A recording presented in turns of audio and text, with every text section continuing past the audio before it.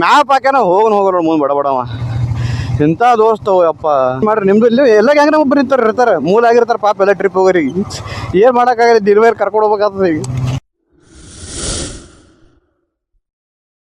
ಎಲ್ರಿಗೂ good morning, ಶುಭ ಮುಂಜಾನೆ. ಇವತ್ತು ಹೊಸ ವರ್ಷ, ಹೊಸ ಬ್ಲಾಗ. ಮತ್ತು ಈಗ ನಾವು ಕುಮಟಾ ಒಳಗಿದ್ದೀವಿ, ಒಂದು ಬೀಚ್ನಾಗಿದ್ದೀವಿ. ಸೊ ಬೀಚ ಎದುರು ಕಾಣೋದು. ನಾವು ಇಲ್ಲಿ ಕ್ಯಾಂಪಿಂಗ್ ಮಾಡಿದ್ದೆವು. ಇಲ್ಲೆಲ್ಲ ನೈಟ್ ಇಲ್ಲೇ ಕ್ಯಾಂಪಿಂಗ್ ಹಾಕಿದ್ದೆವು. ಇಲ್ಲಿ 2 ಕುರ್ಚಿ, ಒಂದು ಮ್ಯಾಟ, ನಮ್ಮ ಜಾಕೆಟ್ಸ್ ಎಲ್ಲ ತಿಂಟು. ನಮ್ಮ ಗಾಡಿ ಅಷ್ಟಲ್ಲಿ ಎದುರಿತ್ತು.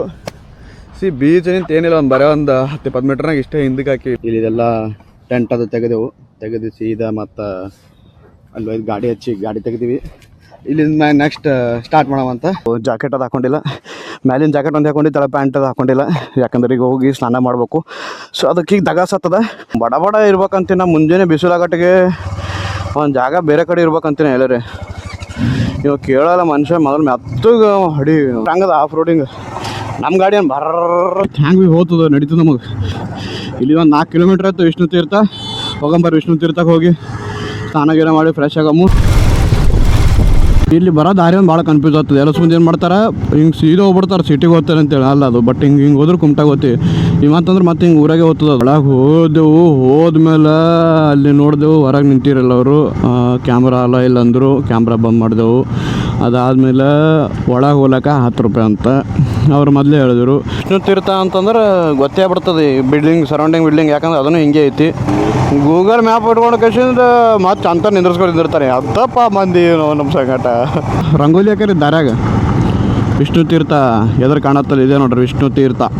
ಕ್ಯಾಮ್ರಾ ಆಫ್ ಮಾಡತ್ತೆ ಹೇಳ್ತಾರೆ ಸರ್. ಓಕೆ ಮಾಡೋ. ಮಳೆಗಾಲ ಟೈಮಿಗೆ ಇದ್ದಿದ್ದು ನೀರು ಈಗೀಗ ಭಾಳ ಡಿಫ್ರೆನ್ಸ್ ಅದ. ಈಗ ಅಲ್ಲಿ ನೀರಿಲ್ಲ, ಈ ಸೈಡಕ್ಕೆ ಅಲೋ ಇಲ್ಲ ಅಂತಂದರು. ಸೊ ಇಲ್ಲಿ ಹೋಗಿ ಏನು ಮಾಡೋಣ ಅಂತ ಹೇಳ್ಕೆ ನಾವು ಮುಂದೆ ಹೊಂಟಂಗೆ ದಾರ್ಯಾಗ ಏನು ಸಿಗ್ತು ನೋಡ್ಕೋತಂಗೆ.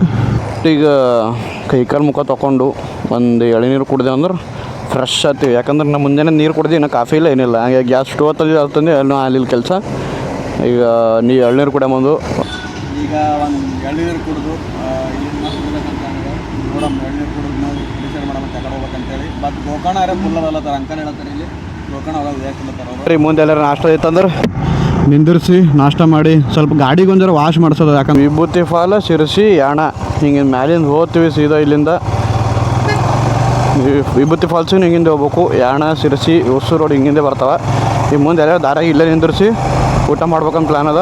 ಹುಬ್ಬಳ್ಳಿ 135 ಕಿಲೋಮೀಟ್ರ್ ಆಯ್ತು ಇಲ್ಲಿಂದ. ಅಂದ್ರೆ ಧಾರವಾಡನೂ ಅಷ್ಟೇ ಆಗ್ಬೋದು. ಇಲ್ಲಿ ಎಲ್ಲ ರೆಂಟ್ ಗಾಡಿಗಳು ಎಲ್ಲ ಬ್ಲ್ಯಾಕ್ ನಂಬರ್ ಪ್ಲೇಟ್ ಇದ್ದವು. ಪೂರ ಎಲ್ಲ ಕಪಲ್ಸ್ ಹೊಂಟಾರ. 1-2-3 ಪೇರ್ ಅವರು ಗಾಡಿ ಓಡ್ಸೋದಂದ್ರೆ ಹಿಂಗೆ ಒಂಥರ ಹಿಂಗೆ ಅಡ್ಡ ಹಿಂಗೆ ಹೋಗೋದು. ಫೈಟರ್ ಜೆಟ್ ಫೀಲ್ ಬರ್ತಾವೆ ಹಿಂಗೆ ಬಲ್ಲ. ನಮ್ಮ ಗ್ಯಾಂಗ್ನಾಗ ಒಂದು 4 ಮಂದಿ ಇದ್ದೀವಿ ನಾವು.